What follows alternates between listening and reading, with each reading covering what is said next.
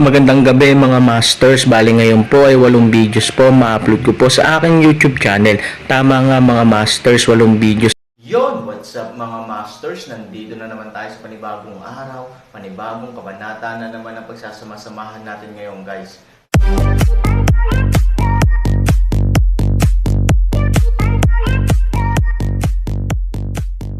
Bali mga masters, kung bago ka pa lang po sa aking YouTube channel, please click the subscribe button, lalong-lalo na po yung notification bell guys, para maging connected pa rin tayo sa isa't isa at maging updated kayo sa mga susunod ko pang video.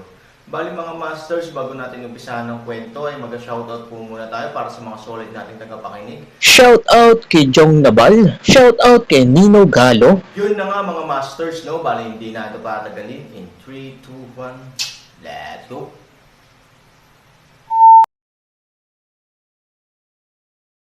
Ang paglalakbay sa lupa ay parang usok sa nakaraan. Dapat ay isang mayaman sa ilalim ng lupa, ngunit sa oras na ito ay nagiging parang hangin. Ang bilis ng dalawa na parang dalawang gisantes sa langit ay halos pareho. Habang nasa daan, patuloy na ginagamit ng mga panggalan ang kanilang hininga upang makita ang paglilinang ng Aaron. Sobrang basura, pero parang naglalaro siya, which is incredible. Sa kasamaang palad, kahit na kinuha niya ang kamay ni Aaron at napakalapit nila, sinubukan niya ang kanyang makakaya at hindi niya makita ang anumang tunay na paglilinang ng Aaron, na talagang nakakapanlumo. Sa kakayahan ni Aaron, natural na alam niya ang maliliit na galaw na ginagawa ng panggalan sa kanyang sarili. Gayunpaman, wala siya sa mood na sagutin ang lalaking ito. Anyway, hindi maiintindihan ng lalaking ito kung masira ang ulo niya. Higit pa rito, nag-aalala si Aaron kung saan siya gustong dalhin ng panggalan at kung sino ang nakilala niya. At ilang misteryo ang kayang lutusin ng taong ito. Habang nag-iisip, bumilis ang panggalan. Ilang sandali pa, nawala sa harapan ko ang Lois, ngunit may puting matingkad sa harapan. Isang engkanto bundok ang may pagmamalaki na nakatayo sa tuktok. Ang diwa ng diwata sa bundok ay ethereal, na may ilang berdeng pahid at ilang peach red. Ito ay napakaganda. Saan ito? Sumimangot si Aaron. Parang walang ganoong sagradong bundok na daan-daang milya ang layo mula sa nayon. Ito ang lupain ng lupa, lupain ng mga mortal, at ibaba ng bundok. Ibig mong sabihin, nasa ilalim tayo ng lupa, at baligtad. Sumimangot si Aaron, napakatalino. Sino ang lalaking nakatira dito? Halos hindi maisip ng Aaron na ang lupa at bundok ay parang baligtad na katangian ng bundok. Ang ibaba ay ang lugar kung saan nilalakad ang mga normal na tao, ngunit ito naman ay ang ibaba ng bundok, malalaman mo mamaya. Keep up. Sa sandaling bumagsak ang boses, wala ang lupa at dilaw na buhangin, ang panggalan ay bumilis at lumipad patungo sa bundok. Hindi nakalokohan ang Aaron. Maswerte siya at sinusundan niya ang panggalan para lumipad na parang misteryosong bundok ng engkanto. Kahit saan ka dumaan, may mga lunti ang bundok, na maganda. Sa bundok, maraming palasyo ang nagtitipon sa tuktok ng bundok, na napapalibutan ng walang kamatayang chi, tulad ng makalangit na palasyo. Sa palasyo, bagamat hindi sinasabing nagmamadali ang mga naglalakad, kahit papaano ay madalas na dumadaan ang mga katulong o alagad, o naglilinis, o nagdidilig ng mga bulaklak at tubig, bagamat ang bundok ay iisa, ito ay binubuo ng 3 bundok na magkayakap. Ang tuktok ng bundok sa kaliwa ay isang peach garden. Kita mo, tumanggo si Aaron, may 3 puno ng ginseng at isang 10,000 taong gulang na puno ng peach sa loob nito. Ang prutas ay hindi lamang memorable, ngunit ang pinakamahalagang bagay ay, hoy, pahabain ang buhay, makita ang tuktok sa kanan. Iyan ang jade pool ng lupa. Doble ang husay ng mga lalaki at walang hanggan ang kabataan ng kababaihan. Sa puntong ito, ang lalaking ito ay nagpakita ng naglalaway na hitsura. Alam ni Aaron kung ano ang nasa isip niya, dahil sa oras na ito, ang mga mata ni Aaron ay lubos na naakit ng Yaochi. Ang tubig ng pool na kasing asol ng langit ay nagre-refract ng liwanag na parang perlas sa ilalim ng liwanag na hindi ko alam kung saan galing. Higit sa lahat, maraming babae sa pool ang naglalaro. Bagamat nakasuot sila ng kulay salamin na damit, hindi pa rin nila maitago ang maganda nilang mukha at maputing balat. Sa gilid ng pool, ang isang pares ng walang katulad na magagandang binti ay malumanay na umindayog, sinipa ang asol na tubig sa pool, marahang itinaas ang kamay ng Jade, at ang spray ng tubig ay dumulas sa palad na parang perlas. Ngumiti siya na parang bulaklak at naakit ang bansa at lungsod. Kahit na ang Aaron ay nakakita ng hindi mabilang na magagandang babae, ang babaeng ito ay tiyak na makakapag-iwan ng hindi bababa sa 5 nangungunang posisyon sa puso ni Aaron. Paano naman, hey, hindi ba't siya ay napakaganda at ginagawang gusto siya ng mga tao? Sa oras na ito, dumating si Pangolin sa Aaron at mahinang nagsalita, natulala talaga si Aaron sa kagandahan, ginaisang siya ng Pangolin gamit ang isang pangungusap, bahagya siyang natigilan at sinabing, huwag kang magsalita ng kalokohan, beauty is beauty, hindi itinatanggi ni Aaron, pero wala talagang maruming pag-iisip si Aaron sa Pangolin. Alam mo ba kung sino siya? Kylan Saint, ang pangarap kong manliligaw. Kirin Saint, sumimangot si Aaron, dinala mo ako para hanapin siya. Umiling si Pangolin at bumantong hininga, samahan mo ako. Sa sandaling bumagsak ang boses, bumilis ang Pangolin at diretsyong lumipad sa kinaroroonan ng Yaochi. Bakit mo sinabing hindi mo nakita ang santo ng Kirin? She's your key. Kung ayaw mo, stay ka na lang. Nang makitang hindi natinag ang Aaron, idinagdag ni Pangolin. Walang pagpipilian ang Aaron kundi ang bilisan at sundan ang nakaraan.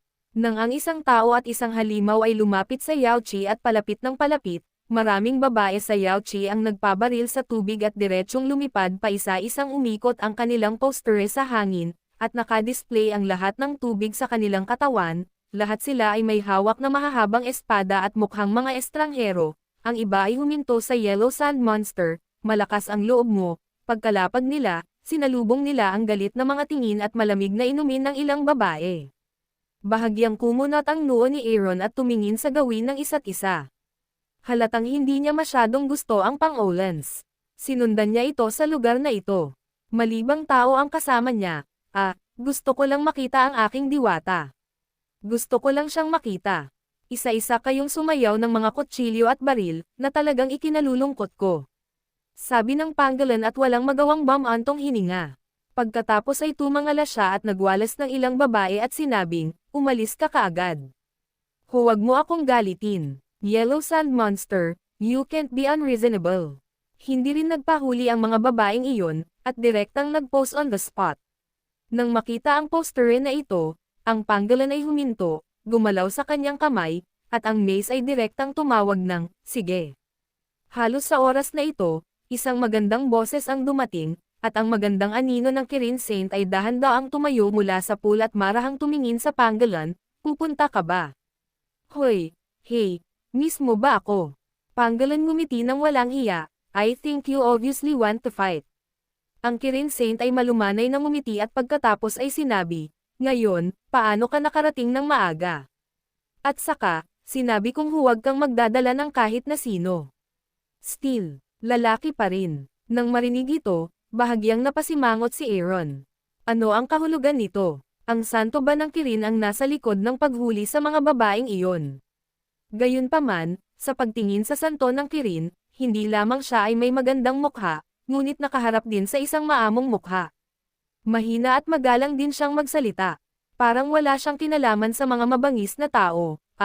Napabuntong hininga si Pangolin, pinili ng babae na magpakamatay nang makita niya ako. Nang ibalik ko siya sa kuweba, katawan lang siya.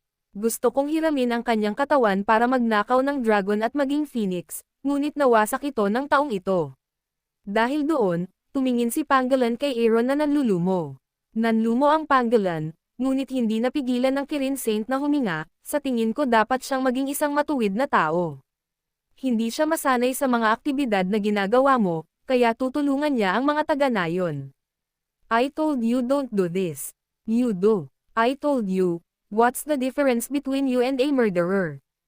Pero hindi ko hahayaan si Piho na asong yun, malungkot na sabi ni Pangolin, siguro si Xiao ay nakatadhana na maging ganito.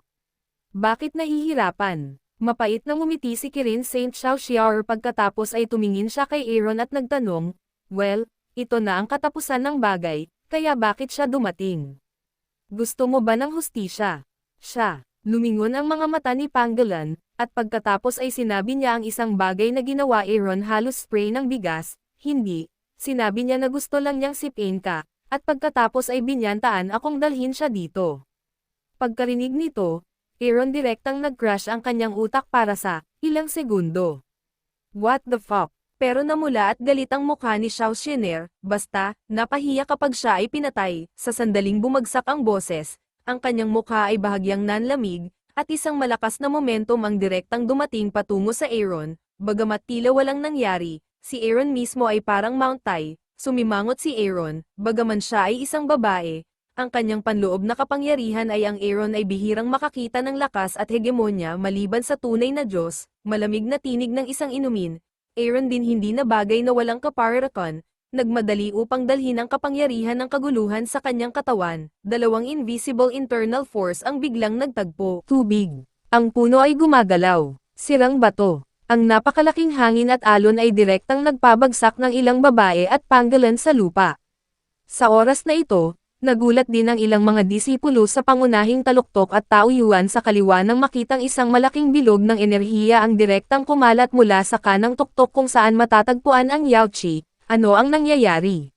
Sa main peak hall, kalalabas lang ng dalawang elder sa hall at naghahanda na magpatrolya gaya ng dati, ngunit laking gulat nila nang makita ang vision na nabuo ng tamang peak kung saan matatagpuan ang Yaochi, napakalakas na pagsabog ng aura. Isa pa nakasimangot si elder. It's the little princess. Agad nilang tinitigan ang lalaki. Hindi maintindihan ni Aaron kung ano ang ginagawa ng lalaking ito. Malinaw niyang sinabi na dalhin ang kanyang sarili upang lutisin ang 5 elemento na banal na bato at ang tunay na mamamatay tao sa likod ng mga eksena, ngunit biglang sa harap ng tawag kay Kirin na santo, gusto daw niya kung magka-partner sila, kaya halata naman na sinadya nitong mag-provoke ang babae ang mapagmataas na kapangyarihang panloob ay nagulat kay Aaron, siya ay karaniwang walang ibang kakayahan maliban sa panloob na kapangyarihan sa madaling salita, kung gusto ni Aaron na iwasan ang kanyang gilid at talunin ang babae sa ibang paraan, ito ay talagang isang madaling gawain inatake lang niya ang sarili niya, hindi siya mamamatay tao na nagsasabi kay Aaron na ang santo ng Kirin sa harap niya ay maaaring may isang tiyak na kaugnayan sa panggalan. Ngunit siya ay medyo may kinalaman sa nawawalang anak na babae ng nayon, ngunit tiyak na wala siya sa likod ng mga eksena. Kakaiba rin ang santo ng Kirin. Gusto ng panggalan ang sarili. Ito ay halos isang bukas na lihim. Kaya niyang gawin ang ganoong uri ng aktibidad para sa kanyang sarili. Paano mo biglang dadalhin ang isang lalaki na may mga ideya tungkol sa kanyang sarili upang maliitin ang kanyang sarili? Kahit hindi siya tumulong, nagpapalakas pa rin siya ng loob. Ngunit nang sila ay nalilito, ang panggalan ay bumantong hininga ng walang magawa, pagkatapos ay lumakad ng ilang hakbang sa gilid ng Kirin St. Xiaoxianer, tumingin sa Aaron at tahimik na sinabi, paano mo sa palagay ang lalaking ito ay iyong asawa kumpara kay Peho? Ano? Natigilan si Xiaoxiar at naging pulang-pula ang kanyang mukha. Yun na nga mga masters, no? Bali panibagong kabanata na naman yung natapos natin ngayong gabi. Muli, maraming salamat po talaga sa walang sawang suporta po sa aking YouTube channel na talagang inaabangan nyo po ang bawat upload ko po. Bali mga masters, magkita-kita ulit po tayo bukas ng gabi at ngayon po ay magpapaalam po muna tayo. Bali mga masters, bye-bye!